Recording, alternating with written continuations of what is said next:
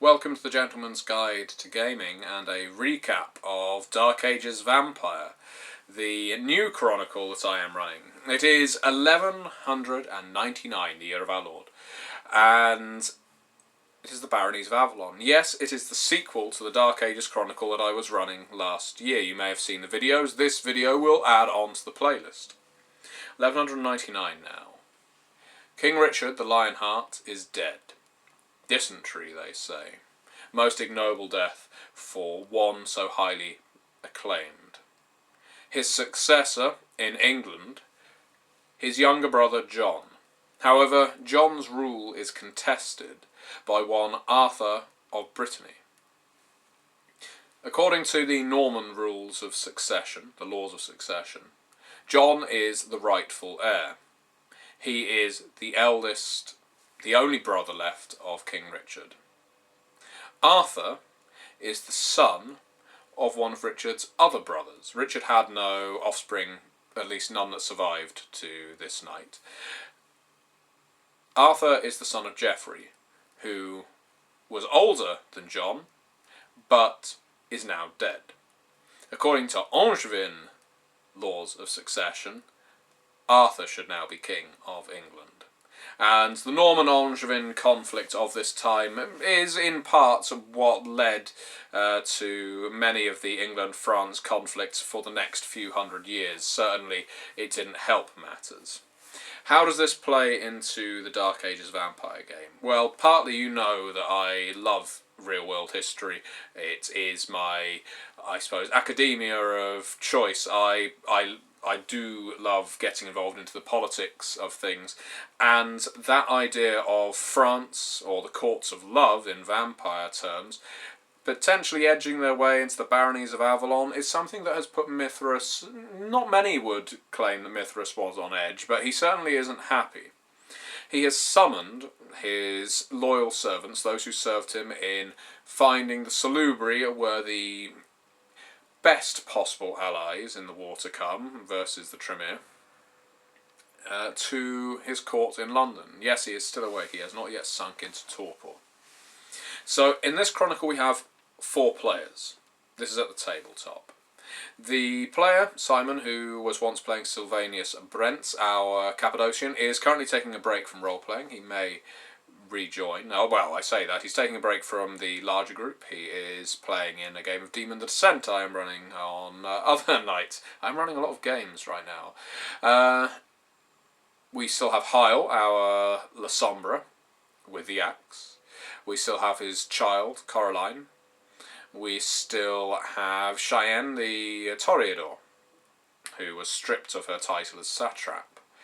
And we now have a new character, Ulrich, who is the ambassador or liaison for the Baronies of Avalon to the Fiefdoms of the Black Cross, being the Hanseatic League area, Germania, the Germanic countries. Ulrich is a Dane, very much pictured as a Grima Wormtongue kind of character, quite creepy, quite obsequious, shall we say, but bound to Mithras. He is a member of the Mithraic cult, and has been based in northern Germany for some time, acting as the envoy of or representative of the Baronies of Avalon there. Ulrich is the child of he's a Ventru. Interestingly, a Ventru manifesting the discipline of Auspex, which those of you who know your Vampire the Masquerade will know points to a slightly different Ventru bloodline in years to come. And yes, he has also been summoned to the Baronies of Avalon. So what became of Tobias, the Nosferatu that this player was once playing? Well, Tobias was falling in with a fellow Nosferatu by the name of Holmstein, who was a member of the Cainite heresy in the end of our previous chronicle. The player was quite happy to step away from Tobias at this point and take on a more politically astute character, leaving Tobias to fully throw himself on the mercies of the Cainite heresy, which is slowly burgeoning in Hyle's doorstep. Now, allow me to explain. Lord Hyle of Sarum, which is now Salisbury, decided to take in Bethany the heretic, or prophet, depending on what you prefer. Bethany was a salubri of Ely who travelled down to Sarum to be Hyle's ward. Bethany was given the floodplain at the foot of Sarum to build a new community from which to feed and grow her herd. He had pledged his guardianship over her, and she had pledged to essentially serve him in taking on the Tremere. Bethany is a member of the Cainite heresy, which is a group philosophically opposed to the Mithraic cult. That goes without saying, but Hyle sees her as his ward, essentially, despite her age, which is greater than his. So Bethany, with her servants Holmstein and Gunya, I believe. I haven't actually roleplayed him in the in his most recent chronicles, so his Gunbjorn, that's it, the Gangrel, are roving around and eyeing Winchester and the Tremere presence there quite cagily. So that's what's going on in Sarum and at Lord Hyle's doorstep. Cheyenne has been investigating the Cainite heresy and has tracked the main proponent of it to actually being the Baron John of York, which is reported back to Mithras quite loyally. She is a spy by trade. However, Mithras has said to leave him be. Leave him. In a we know who our enemy is now, we can keep an eye on him kind of a fashion. She has also been at consort with Isaiah, the Nosferatu spy master of London at this point. Coraline, being the youngest among the group, having only been embraced by Hyle in the last couple of years, or months, well, within the last chronicle, has returned to her home of Wisbeck. Her elder sister has died of the flux, and that means she is now the heir apparent to her family's fortune, such as it is. Wisbeck is a very small town in East Anglia, so the eastern side of the United Kingdom. If you imagine that little sort of tumorous lump that sticks out the side, I suppose to you guys it would be that side. That's where East Anglia is. Wisbeck is very close to Bishop's Lynn, not yet King's Lynn, where werewolves make their domain, their territory. So she is trying to shore up her family lands after having murdered her father who sold her to the convent. She intended to do this passively, coldly, with a pillow, and frenzied and tore his throat out with her teeth, losing a point of humanity in so doing. This was all in the prologue. It was all quite interesting.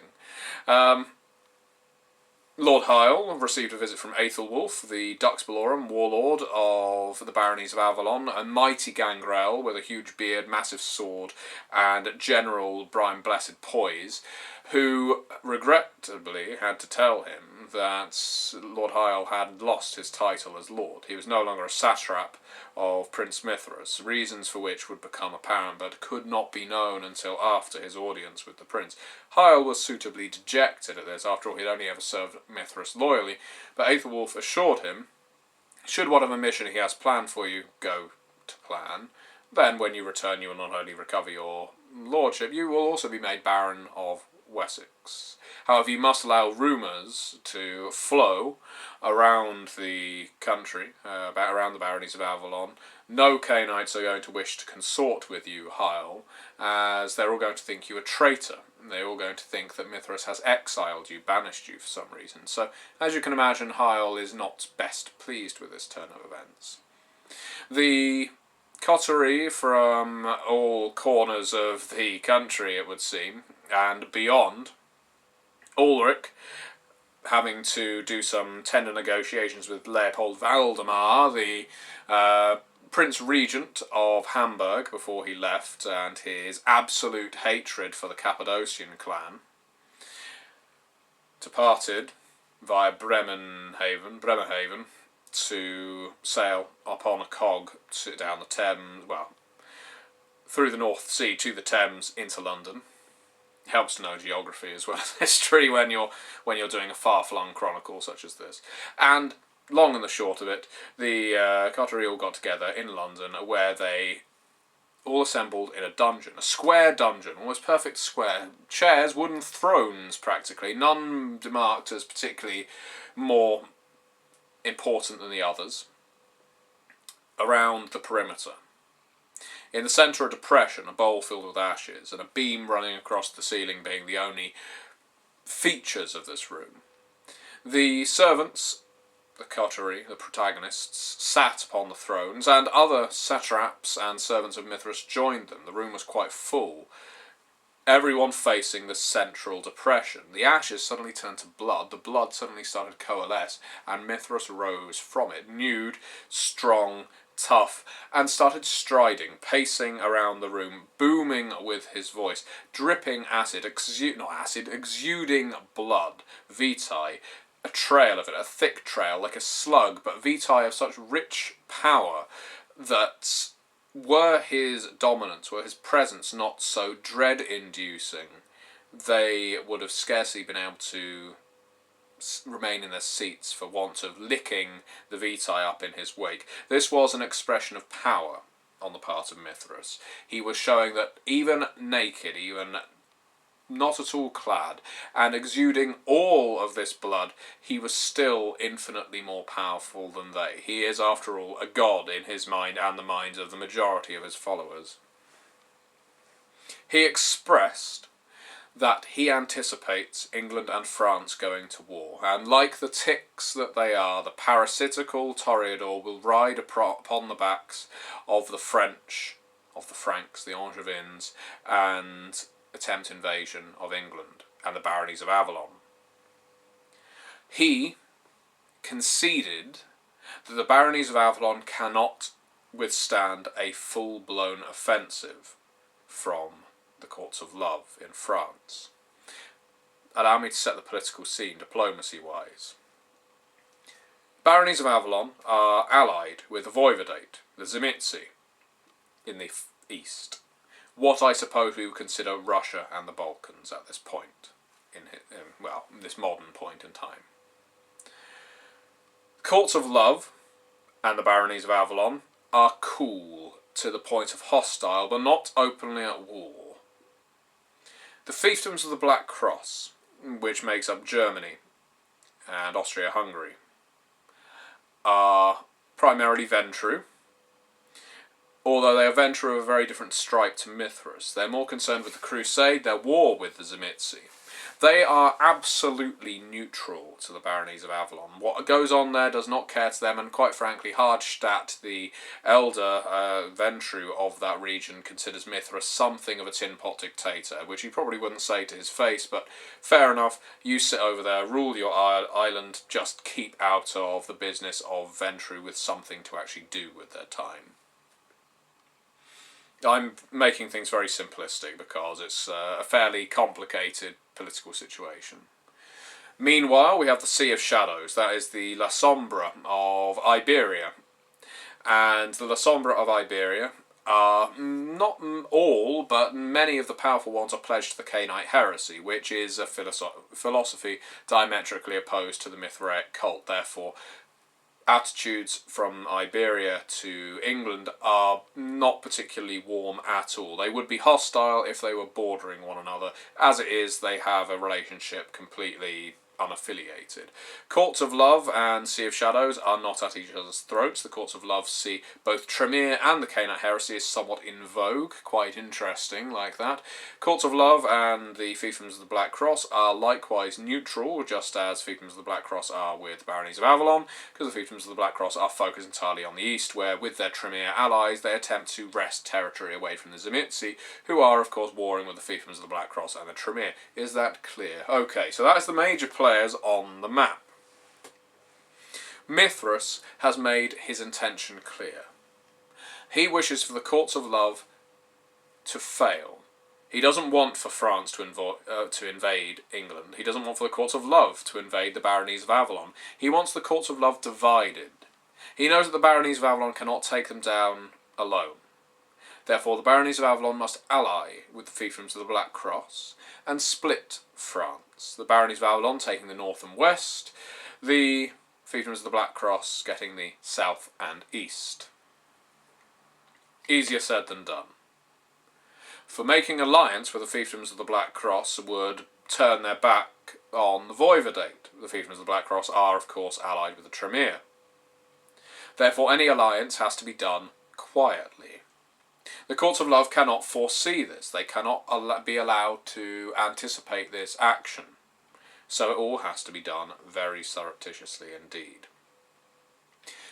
They have to carve up the Courts of Love, at a bare minimum gaining the coastline of France for the Baronies of Avalon. They have to remain allied with the Voivodate. If possible, bloody the nose of the Tremere in all of this. And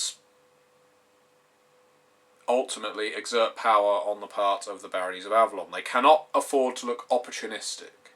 They cannot afford to look weak. This is something Mithras is very keen on impressing. The Baronies of Avalon cannot look like second stringers to the Fiefdoms of the Black Cross, so the Baronies of Avalon have to do something, the coterie has to do something, that is suitably impactful, but also quiet. As you can imagine, this leaves something of a quandary. It is down to the coterie, the protagonists, to arrange this. Now, what they came up with, after Mithras had left, leaving them with the other satraps, is a work of some genius, I will admit. Ingenious. It is inspired at the very least. Now, I had anticipated before this chronicle started getting on its feet that the coterie would head to the Fiefdoms of the Black Cross and would pursue activities there. Perhaps they would assassinate Hardstadt or his child Jürgen and make it appear that the Courts of Love were behind it to instigate a war, a casus belli, as it were. But that is not what they did. The players and their characters decided, after a bit of debate, that they would involve the Italian city-states. Yes, you'll note I didn't mention their political position on the map because they're typically seen as a redundancy. What the coterie have decided after much toing and froing is they're going to make their way through the Courts of Love and they're going to write a play or find a toreador that can do so, that humiliates the Bruja, playing upon their ancestral rage, playing upon their ancestral failures, making the Bruja sound weak, ineffectual and pathetic. Making it seem like the Bruja do nothing but fight themselves, which is, in fairness, what they're doing in the Italian city-states at this point. Because Italy, as we all know from history, took a very long time after the fall of Rome to ever be unified again. And you could argue that even now Italy is not exactly one solid block. It's lots of separate regions with different cultures and politics. But anyhow, you could say the same for Germany. Anyhow. So yeah, they're going to write a play that they will put in the hands of a down-on-his-luck toreador that they will encourage to bring to the Courts of Love. He will perform it and it will be a hit.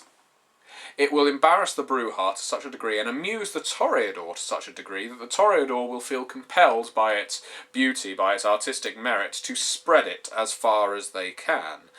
This will anger the Bruja of the Italian city-states. The Bruja, being a disparate bunch who very rarely all point in the same direction, will not be able to allow for such an insult to their heritage of Carthage and so on to go unanswered. Therefore they will march into Languedoc, southern France, in order to take to the Courts of Love, drawing the Courts of Love's military attention south. This is the plan. I'm not saying that it's going to work. Meanwhile, the coterie will be passing through the Courts of Love, helping spread the play, surreptitiously of course, go to the Italian city-states. If they haven't taken the bait, they will try to incense them further. They will then make a... So they're going through France, through Switzerland, what is now, Italy, coming up through through Greece and the Balkans into where the Voivodate is, where they'll impress upon the Zimitzi that we're about to ally with the Fiefdoms of the Black Cross, but don't go mad. The reason we're doing this is so that they face west, because when they face west, they'll leave their own Ventru to guard their own castles, but they won't give a toss about the Tremere. They will stop defending their fair weather allies as soon as there's a more pressing concern on their west, which would be the Courts of Love. So during that time, the Tzimisce can nip the Tremere problem in the bud completely. And so the coterie make their way into the Fiefdoms of the Black Cross, where at that point they need to convince the Fiefdoms of the Black Cross, look, the Courts of Love are so busy battling the brouhaha of the Italian city-states, we have the French territories available to us. Why not split it, Ventru one half, Ventru the other? Mithras, north and west, Hardstadt, south and east. And push the Toreador down into Languedoc or wherever it is they want to go. That is the plan. Now the other plan was to utilise the La Sombra of the Sea of Shadows instead, and play upon their religious fanaticism. The main issue they had there was where the Brujah have a clear fuse that they can light, being their, what would you call it, predisposition towards anger and answering insults with fury. And, let's be honest, no one wants to face down an army led by several rampaging Brujah. The La Sombra are a slightly more, shall we say, not canny, but rational, cool, pragmatic foe. And so to unify the Sea of Shadows into heading north into the Courts of Love would take more work than perhaps getting the Brujah to do so. Although getting the Brujah to unify at all will be difficult, because as soon as you convince the Brujah of Genoa to head north, they'll say, well, hang on, we'll be attacked by the Brujah and Cappadocians of Venice as soon as we leave Genoa, and you'll be having the same battle with the Brujah of Nice and Turin and Naples and Rome, and so on, and so it'll go. So how they intend to do this, whether they intend for this play to really be so inflammatory that the Brujah cannot help but unify, well, we'll have to see. The Chronicle ended after a lengthy planning session. I don't mind admitting that it was incredibly lengthy, but so well thought out. I have to tip my hat to the players who have said, if they write this play, they want me to perform it on camera for this. So you will get to see the play in all its glory. Each player will be writing an act. 50 Shades of Cain. And yeah, so in the remainder of the Chronicle, remainder of the session, we had, what did we have? Cheyenne trying to communicate with her sire Raoul in the Court of Love to see whether she could announce her presence in advance. Lord Hyle got himself branded by Sylvanus, played by myself, with a symbol of the Cainite heresy, as if to look a martyr and heretic and exile, so that his exile would be believed, because he is known as something of a warlord of Mithras. And what else happened? The characters organised their herds, their retainers, to ensure that there would be a suitable chain, at least in the northern part of France, and accompaniment should they need feeding on the road. And embarked upon a cog in the Thames to head into Honfleur, which is approximately where Le Havre is in France nowadays.